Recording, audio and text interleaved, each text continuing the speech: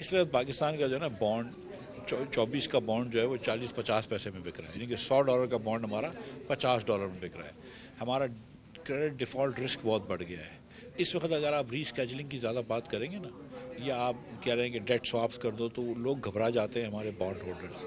اگر آپ نے بات کرنی ہے مثال کے طور پہ، تو مطلب پیرس کلب سے ہمارے 4 ملک ہیں جن سے قرض ہے، ٹھیک ہے، تو آپ نے صرف ان 4 ملکوں سے بات کریں، پوری دنیا کے سامنے کیوں اپنے حالات کھول کے دکھا رہے ہیں؟ تو مطلب یہ اس کے اندر ایک وہ ہوتی ہے. اب مطلب کریڈٹ ڈیفالٹ جو یو این سیکرٹری جنرل بات کر رہے ہیں، جو شہری رحمان صاحبہ بات کر رہی ہیں، وہ ہوتی ہے کہ debt swap for climate action, کہ آپ یہاں پہ کلائمیٹ ایکشن لیتے ہیں. مثال کے طور پر آپ ایک کنال کھلواتے ہیں جس سے پانی کا ڈرین ہو جاتا ہے، تو اس کے برابر کا وہ ڈیٹ سواپ کر دیتے ہیں آپ کو. تو وہ آپ انڈیویجول کنٹریز سے بات کریں، اور یہ جو پیرس میں کانفرنس ہوگی پاکستان کی، اس میں بات کریں. لیکن ہم جو میں بات کر رہا تھا، وہ بات کر رہا تھا کہ آپ ری اسکیجولنگ کی بات نہ کریں.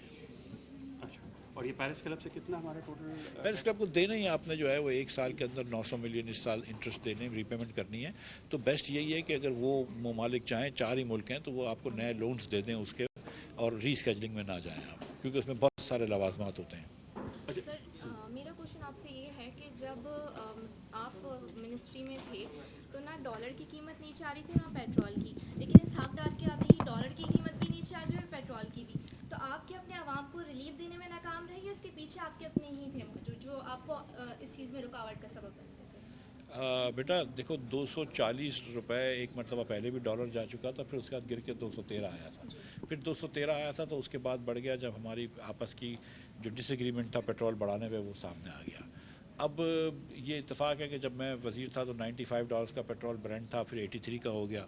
تو اس کے بعد ظاہر ایک ریلیف دی. اور جب لاسٹ ٹائم ڈار صاحب نے ٹیکس نہیں بڑھایا تو 1 تاریخ کو، تو میں نے کہا تھا کہ وہ ایک تھوڑی سی ریکلیس چیز تھی کہ ٹیکس بڑھا دینا چاہیے. تو میں سچ مجھ یہ سمجھتا ہوں کہ ریفارمز آج سے شروع کر دینے چاہیے. جو IMF سے آپ کے ایگریمنٹ ہوئے، جو شوکت ترین صاحب نے بھی ایگریمنٹ کرے تھے، اس پہ قائم رہنا چاہیے. اور یہ 15 تاریخ کو جو پیٹرول کے اندر پرائسز چینج نہیں ہوئی ہیں، اس پہ وہ ایگریمنٹ کے اوپر واپس آ گئے ہیں، وہ پیٹرول کے اوپر ٹیکس بڑھا کر. اچھا، لانگ ٹرم اسٹریٹجی تو آپ نے یہ بیان کی کہ جو امپورٹ سبسٹیٹیوشن ہے، اب آپ 2016 میں فائنانس منسٹر سے، جب سے لے کے آج تک آپ کوئی پوائنٹڈلی بتا سکتے ہیں کہ کون سے آپ نے ایسے ایکٹ لیے کہ جسے ہم کہیں کہ لانگ ٹرم، جس کو آپ ایڈوکیٹ کر رہے ہیں یہاں پہ کہ جو امپورٹ سبسٹیٹیوشن ہے ادھر کی طرف جانا چاہیے، اس کی طرف گئے. اور جو سیکنڈ پارٹ ہے وہ یہ ہے کہ آپ نے شروع ہی آتے ہوئے جو لگژری امپورٹ تھی وہ بند کر دی تھی، پھر آپ نے کھولی. حالانکہ ڈالر کی جو سچویشن ہے اور جو کمی ہے ہمیں وہ بہت ہے. تو یہ کہ لابیز ہوتی ہے مختلف، آج آپ کھل کے بولے تو بتائیے کہ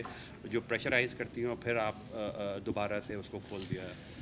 نہیں، لگژری امپورٹس تو ہم نے بند اس لیے کی تھی کہ ایک تو لگژری امپورٹس کی ضرورت نہیں تھی، جیسے میں کہہ رہا تھا آپ کو. دوسرا کہ پرائم منسٹر صاحب بہت اس کے خلاف تھے، لیکن مجبوراً یہ تھی کہ IMF سے اور ورلڈ WTO سے ہم نے ایگریمنٹس کرے ہوئے تھے جس کے تحت امپورٹ پہ بین نہیں لگا سکتے آفیشلی. تو ہم نے کھول دی، لیکن ہم نے وہ کوئی چیز آنے تو نہیں دی ہے. ہم نے اسٹیٹ بینک جو تھی وہ آپ کو LCs تو نہیں کھول کے دے رہا تھا، تو ہم نے انفارمل بین لگا دیے، لیکن ہم نے فارمل بینس ہٹا دیے. امپورٹ سبسٹیٹیوشن کے میں خلاف ہوں، مطلب امپورٹ سبسٹیٹیوشن کرنا بری بات نہیں ہے، لیکن یہ کہ as a policy export promotion is the policy that we should pursue, کہ جہاں پر ہم ایکسپورٹ پروموشن کریں. کیونکہ امپورٹ سبسٹیٹیوشن جب آپ کرتے ہیں تو آپ کی ڈومیسٹک مینوفیکچرنگ جو ہے وہ انیفیشینٹ ہو جاتی ہے. تو ہم نے تو یہ جو گاڑی والے مثال کے طور پر یہاں پر ہیں، ان کو میں نے کہا کہ یار آپ گاڑیاں ایکسپورٹ بھی کریں. آپ 20 30 سال سے پاکستان میں گاڑیاں بنا رہے ہیں، پارٹس بنا رہے ہیں. ایک پارٹ کبھی ایکسپورٹ کیا ہے؟ یہ جو بڑی بڑی دوائیوں کی کمپنیاں انٹرنیشنل ہیں، کبھی ایک چیز ایکسپورٹ کی ہے؟ تو مطلب میں کہاں سے ڈالر لے کر آؤں گا؟ $2 بلین مہینے کا ہم کہاں سے لے کر آئیں گے سال کا؟